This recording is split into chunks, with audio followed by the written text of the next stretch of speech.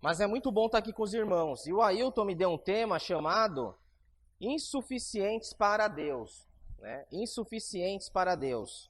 E ele escolhe uns temas fantásticos. Ele coloca uns temas assim para mim que eu realmente falo assim, o que eu vou falar? Né? Como que eu posso me preparar para trazer uma mensagem boa?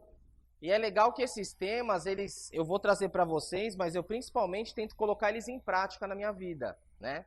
Então, esse tema insuficiente para Deus foi uma coisa que eu falei, caramba, o que será que eu preciso pensar como servo de Deus e o que eu estou sendo insuficiente para com Deus, né?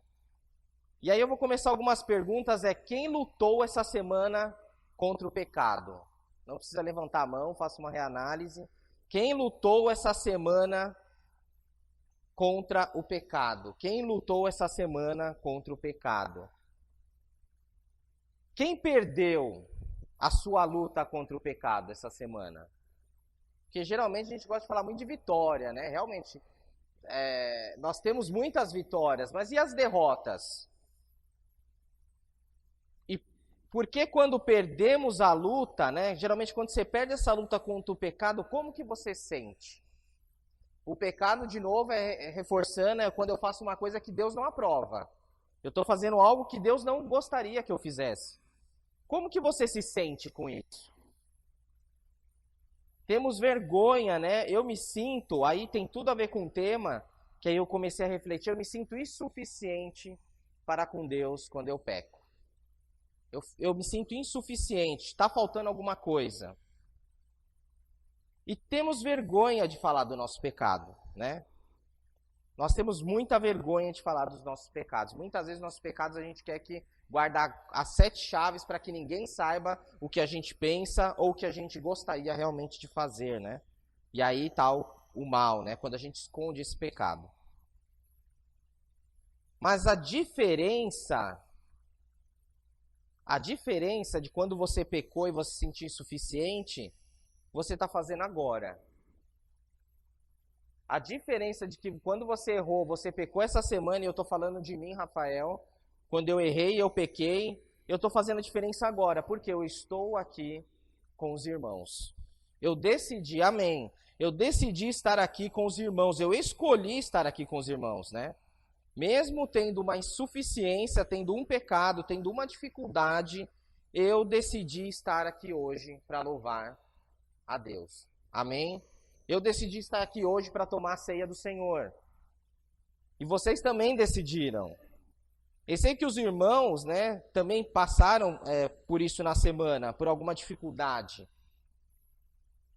Alguns podem ter vencido pecados, mas outros podem ter perdido a batalha contra o pecado. Mas você está aqui hoje para você lutar novamente contra esse pecado. Nós, né, qual que é o contexto da sociedade que a gente vive? A gente vive numa sociedade no qual os sentimentos de frustração não devem ser sentidos.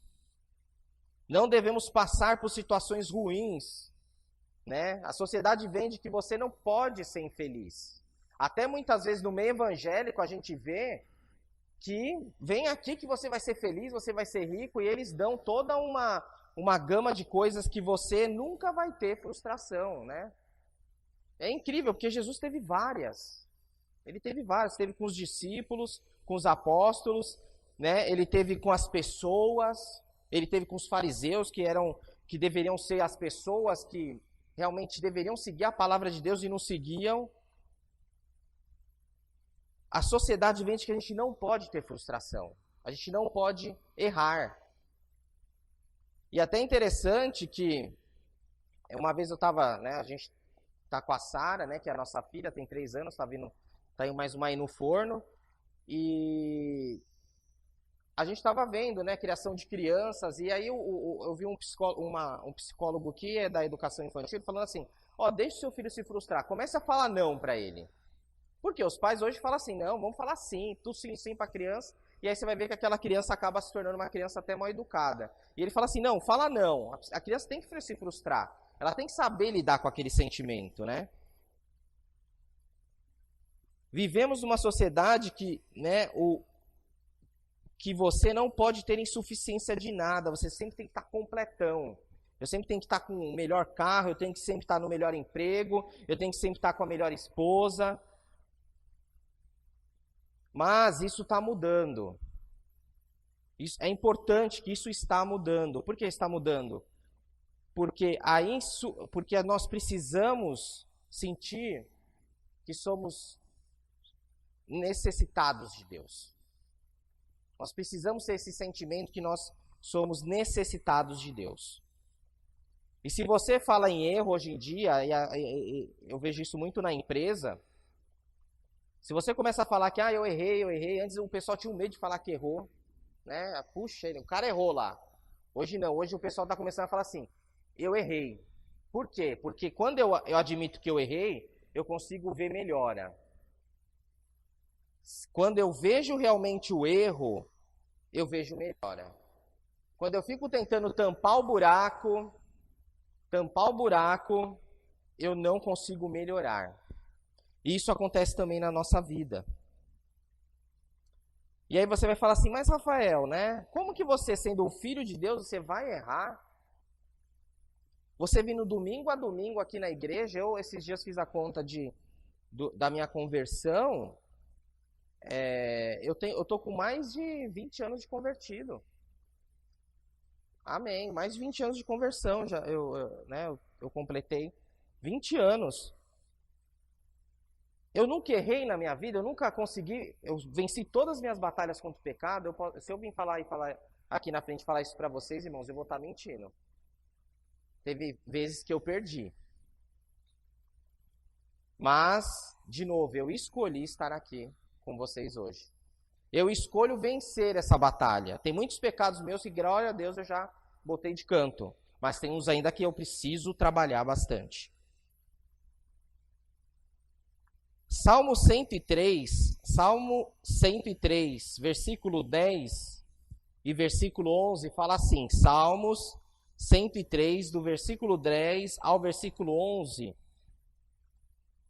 fala assim: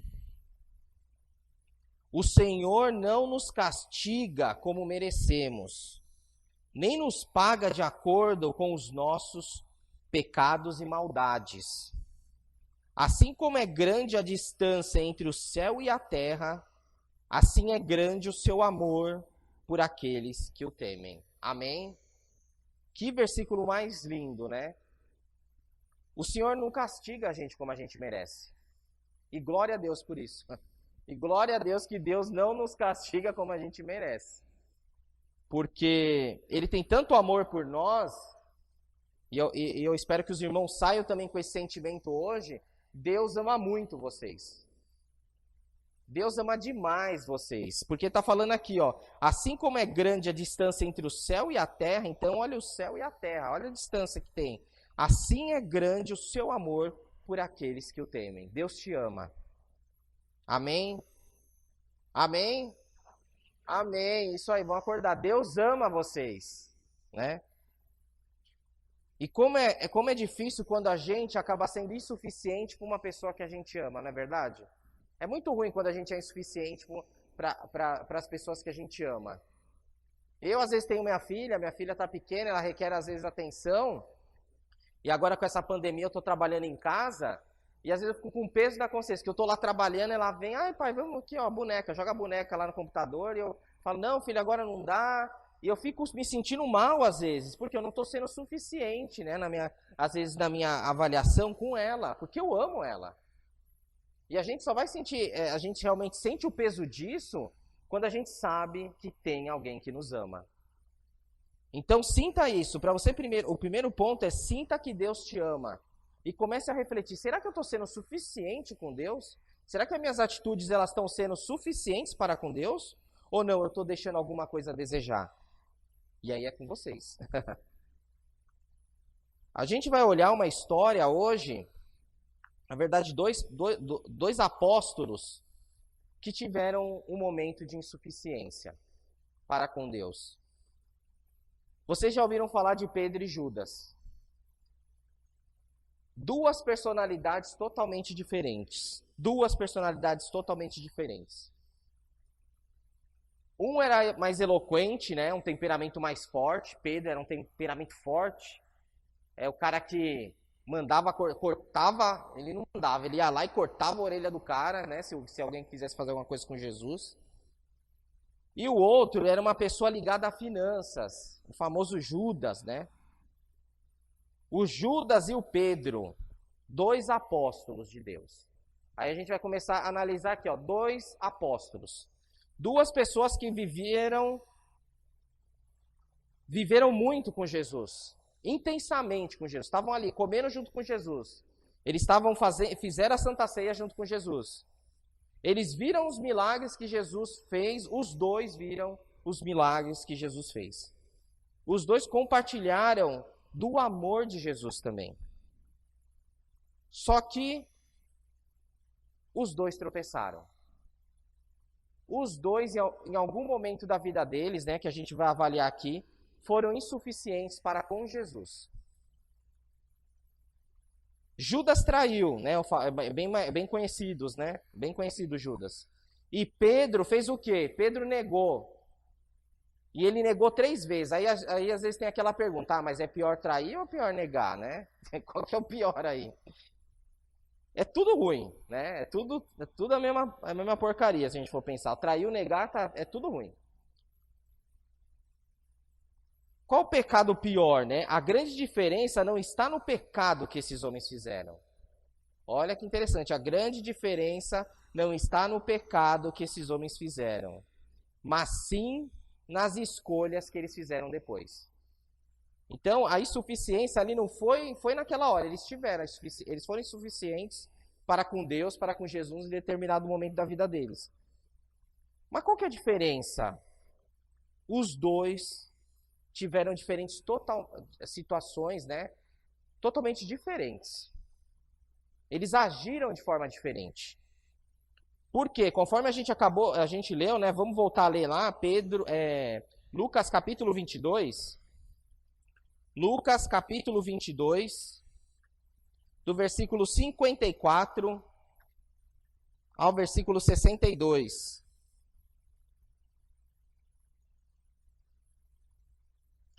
O que aconteceu com Pedro? Vamos lá. Ó. Então, prendendo-o, levaram e introduziram na casa do sumo sacerdote.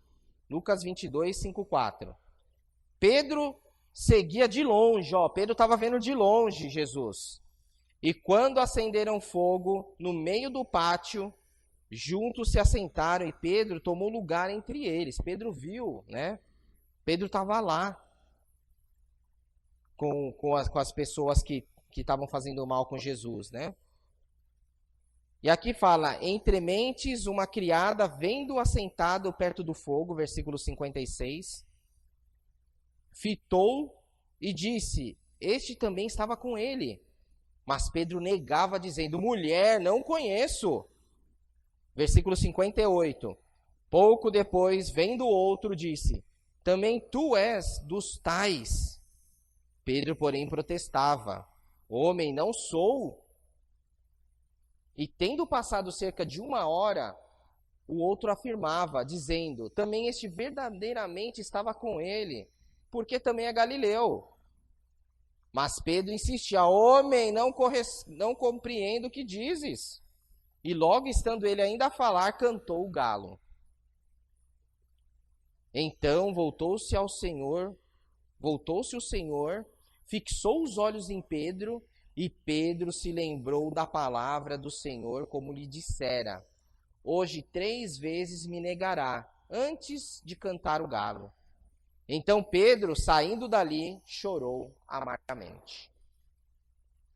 Sinais de insuficiência, o choro, né? O choro é um sinal de que tem algo que você precisa melhorar. O Pedro caiu em si aqui. E aí vamos lá em Mateus capítulo 27. Mateus 27. Mateus capítulo 27, do versículo 3 ao versículo 4. Mateus 27, do versículo 3 ao versículo 24. Ao versículo 4, desculpa. Mateus 27, versículo 3 fala assim: Então Judas, o que traiu, vendo que Jesus fora condenado, olha o Judas aqui, ó, tocado de remorso, devolveu as 30 moedas de prata aos principais sacerdotes e aos anciões, dizendo: pequei traindo sangue inocente. Eles, porém, responderam: que nos importa? Isso é contigo. Então Judas, atirando para o santuário as moedas de prata, retirou-se e foi o fazer o quê? Enforcar-se. E os principais sacerdotes, tomando as moedas, disseram: não é lícito deitá-las no cofre das ofertas, porque o preço é de sangue. E tendo deliberado, compraram com ela o campo do oleiro para o cemitério de forasteiros. Por isso aquele campo tem sido chamado até o dia de hoje de campo de sangue. Campo de sangue. Então, olha que coisa interessante. Jesus tem 2 apóstolos, e esses 2 apóstolos, o que acontece? Eles erraram. Esses 2 apóstolos, eles tiveram um momento de insuficiência para com Deus. Um negou 3 vezes, sentiu remorso. O outro, Judas, também sentiu remorso, né? Sentiu tristeza. Confessou até o pecado deles para pessoas que eles não deveriam ter confessado ali, que não iriam ajudar ele em nada. Mas o que acontece aqui? Tem uma diferença em lidar com o pecado.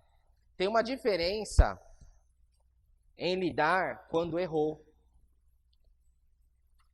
Qual que foi a diferença?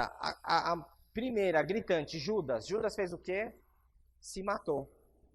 Ele quis dar um fim para aquela falta de esperança dele. Às vezes eu fico me perguntando, né? Claro que a Bíblia já tinha todo escrito para a história de Judas, mas imagina se Judas volta para Jesus. Será que Jesus não perdoaria ele? Com certeza. Com certeza Jesus falaria assim: Judas, você está perdoado, você errou, né? Quantas vezes a gente erra, a gente está aqui, domingo a domingo. Só que Judas deu um fim naquela situação. E muitas vezes a gente dá um fim na nossa insuficiência com Deus. Fazendo o quê? Parando de estar na presença de Deus. Quando eu paro de estar na presença de Deus, eu dou um fim à minha vida. Não só a minha vida física, mas principalmente a minha vida espiritual. Eu dou um fim na minha vida espiritual. Aí eu só posso esperar lá o dia quando eu morrer, para onde eu vou. Às vezes aí você pergunta lá, a pessoa: eu não sei onde eu vou quando eu morrer, né? Quando aquele que segue a Deus, aquele que segue a Cristo, ele sabe para onde ele vai quando ele morrer. Amém? A gente tem plena certeza para onde a gente vai, porque a gente está lutando, gente. Não é em vão essa nossa luta aqui. Agora, Judas, o que ele fez? Ele deu um fim quando ele sentiu essa insuficiência. Quando ele falou: está faltando alguma coisa. Porém, Pedro fez diferente. Por que Pedro fez diferente? Vamos ler lá em João capítulo 21. João capítulo 21, do versículo 17 ao 19. Eu vou ler aqui, tá? João capítulo 21.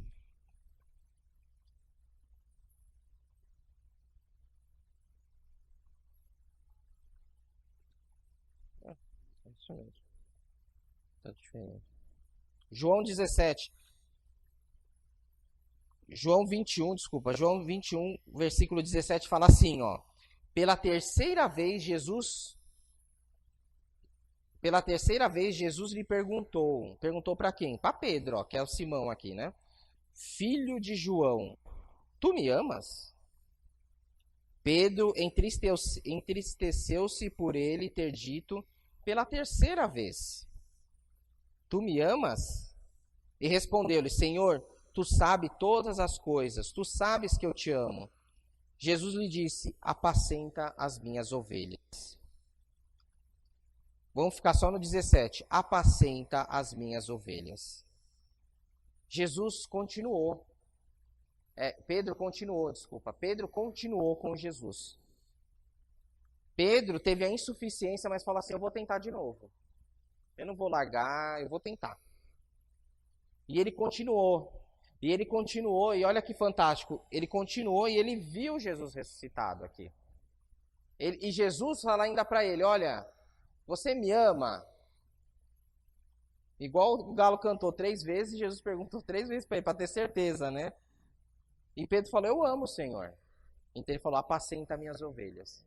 E Pedro é o apóstolo que a gente vê que ele tem um papel muito importante dentro do reino de Deus.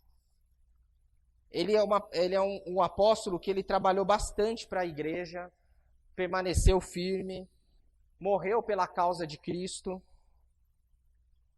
Ele perdeu aquele medo, né, de morrer, que nem que estava naquela época com Jesus. Ele vendo Jesus sendo, né, sacrificado, sendo açoitado.